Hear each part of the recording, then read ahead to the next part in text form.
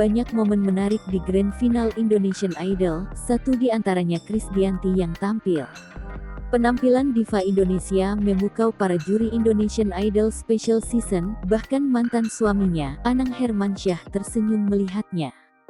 Krisdayanti menyanyikan dua lagu miliknya, Mencintaimu, dan Cobalah Untuk Setia, bersama finalis Indonesian Idol Special Season, Melissa Hartanto. Penampilan Krisdayanti dan Melissa patut diacungkan jempol. Kompak mengenakan gaun hitam, keduanya tampak bernyanyi dengan powerful. Para juri yang hadir pun bernyanyi di mejanya masing-masing sambil berdiri melihat sang diva Indonesia berada di atas panggung. Sementara Anang memilih tetap duduk di bangku juri sambil menikmati lagu yang dinyanyikan mantan istrinya. Reaksi Anang yang senyum-senyum melihat Krisdayanti di atas panggung pun beberapa kali disorot kamera. Senyum Anang seolah menandakan ia terkesan dengan penampilan KD di atas panggung.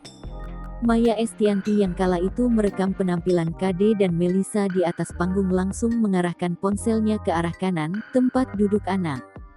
Sambil tersenyum, Maya mengabadikan reaksi Anang yang senyum-senyum saat melihat KD bernyanyi.